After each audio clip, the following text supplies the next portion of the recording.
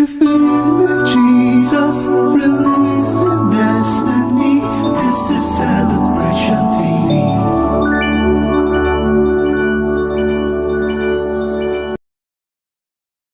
Revealing Jesus, releasing destinies. This is Celebration TV.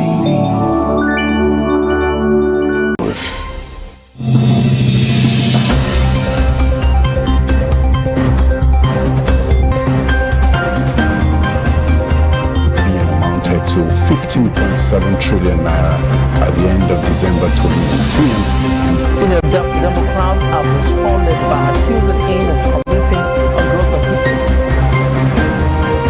The All Progressives Congress has vowed to punish the Ogun State Governor Ibikule Amosu.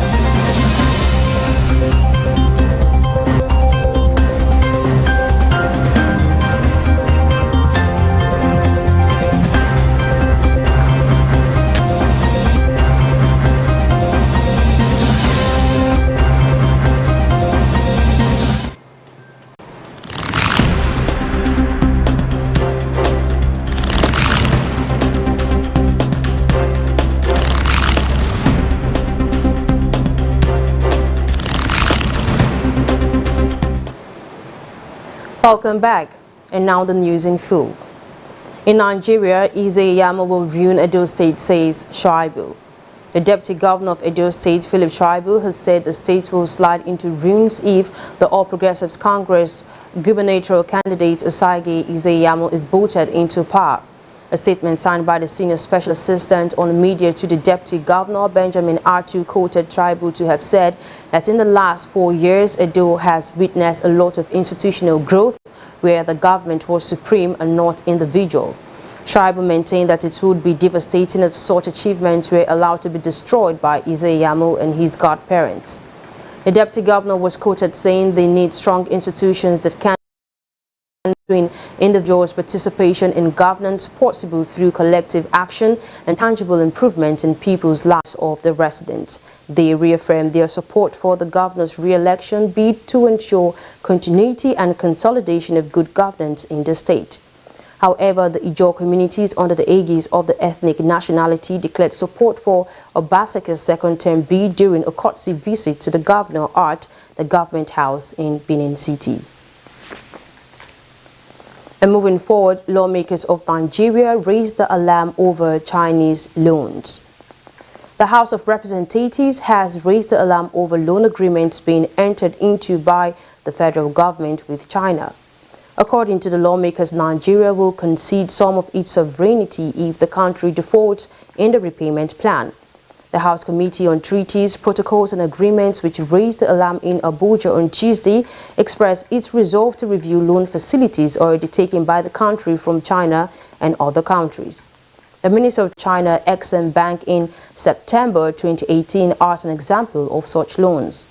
The committee specifically cited Article 8, subsection 1 of the agreement, which states that the borrower hereby irrevocably waives any immunity on the grounds of sovereign or otherwise for itself or its property in connection with any arbitration proceeding pursuant to Article 8, subsection 5, thereof with the enforcement of any arbitral award pursuant thereto, except for the military assets and diplomatic assets.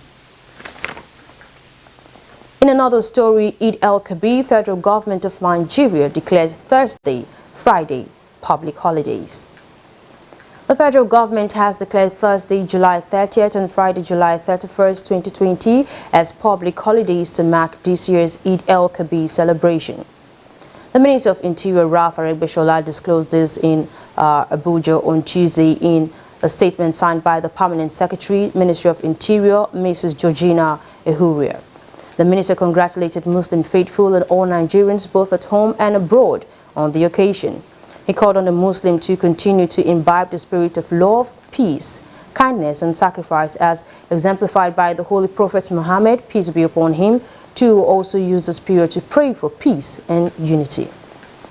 He also asked to pray for stability of the country, especially as the world continues to witness global health challenges caused by the COVID-19 pandemic. Aribashola promised that the regime of the President Muhammadu Buhari was fully committed to battling the scourge with the cooperation of all Nigerians. Meanwhile, the Osun State Government on Tuesday announced the cancellation of Eid congregational prayers on Friday. It, however, said Jumat service will hold in line with existing COVID-19 safety protocols and guidelines in the state. And now to news from around Africa. Mali Prime Minister extends only unavoidable solution to end the crisis, the statement said. Earlier on Tuesday, Sisi appealed to political opponents to join a unity government after recommendations from the 15-nation regional bloc ECOWAS. A stripped-down government of 6 ministers led by Sisi was announced on Monday evening, tasked with negotiating the unity government. And still from around Africa, Zimbabwe minister who plotted Mugabe's removal dies at 65. Zimbabwe's Agriculture Minister Perence Shiri, a retired general who helped plot the ouster of Robert Mugabe in 2017 coup, has died, President Emerson Mnangagwa said on Wednesday. Army's 5th Brigade unit that carried out the 1980s massacres of thousands of civilians in western Zimbabwe as the government sought to quell an insurgency. The army massacres, known as Gukurahundi, a Shona term meaning the early rain that washes away the chaff, remains a sore point for the people of the Matabeleland region, many of whom demand justice and reparations. Right now, we'll be taking a break, and when we return, we shall be looking at other interesting news stories. Do well to stay with us. Fight for glory, desire for victory. I am Lizzie Johnson Suleiman, and I want to use this time out to invite all the women watching me right now. It's our International Women Conference again. I know you will not want to miss this. Regardless of what is happening, we are trusting God that God is set to do something great in our midst. Power! Happy sounds! Power! Happy sounds! Power! Happy sounds! Power! Happy sounds! Power! Happy sounds! Power! The theme for this conference this year is No More Tears, and the date is on the 12th, the 13th and 14th of August. God's servant Apostle Johnson Suleiman will be with us, ministering greatly, and God using him to reach out to us again. So you don't want to miss this. Just get set, prepare yourself to be in this meeting. Touch! Touch! Touch! Touch! It's a time of revival. It's a time of revitalization. It's a time to get ourselves hooked up again, connected again to the supernatural. And you see what God will do in your life. The Lord bless you. Live at the International Worship Center, Omega Fire Ministries, Auchi, Edo State, Nigeria. International Women Conference 2020. I'm Ivan Agafe. Celebration TV News Desk. The whole truth. Welcome back. And coming from the United States of America, bringing you updates on coronavirus, Trump sticks by discredited hydroxychloroquine. U.S. President Donald Trump has again defended the use of hydroxychloroquine to ward off coronavirus, contradicting his own public health officials. He said the malaria medication was only rejected as a COVID-19 treatment because he had recommended its use.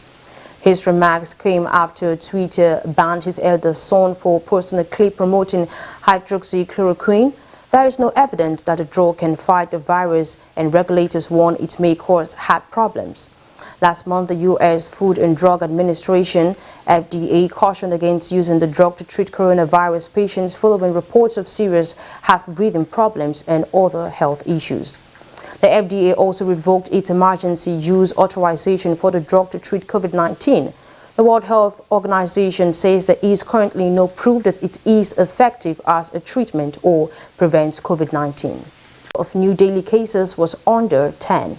In a statement late on Tuesday, Ms. Lam warned the city was on the verge of a large-scale community outbreak which may lead to a collapse of the hospital system and cost lives, especially of the elderly. She called on residents to adhere strictly to social distancing measures and stay at home as far as possible. And on business news, Nigerian National Petroleum Corporation in $1.5 billion oil for loan deal with traders. The The Nigerian National Petroleum Corporation has signed a $1.5 billion prepayment deal led by Standard Chartered and backed by two oil traders, Vitol Group and Matrix Energy, says reports. Quoting sources said to be close to the development, the report said the deal provided Nigeria with much needed cash after its finances were hit by the oil price crash in April as COVID-19 lockdowns erased nearly one-third of global oil demand. The financing package called Project Eagle was also backed by the African Export-Import Bank and the United Bank for Africa. Vitol and Matrix will each get 15,000 barrels per day of crude as repayment over 5 years starting in August. Prepayments with traders are widely used in commodity finance as banks consider them to be one of the more secure forms of lending in countries viewed as risky. For trading firms such as Vitol, these loans are ideal for securing long-term supplies and boosting razor-thin margins. The NNPC has been trying to raise cash through prepayments with traders for years. However, the firm's opaque finances and costly petrol subsidies have made it tough for it to secure private financing on attractive terms. Right now, we'll be taking a break, and when we return, we shall be looking at news from the world of sports. We'll be right back. Welcome to News Desk on Celebration TV. I am Comfort James. And I'm Femi Marks. And the news making the rounds. Please stay with us as we bring you details. Watch robust, objective, analytical, informative, educative, entertaining and inspiring news on Celebration TV News Desk. Every weekday, 11 a.m. GMT+1, that is 11 a.m. GMT+1 on Mondays through Fridays. You are welcome to Sports Corner. I am Ivan Agafe. Celebration TV News Desk, the whole truth. Welcome to News Desk. Fight for glory, desire for victory. I am Lizzie Johnson Suleiman, and I want to use this time out to invite all the women watching me right now. It's our International Women Conference again. I know you will not want to miss this. Regardless of what is happening, we are trusting God that God is set to do something great in our midst. Power! Power! Power! Power!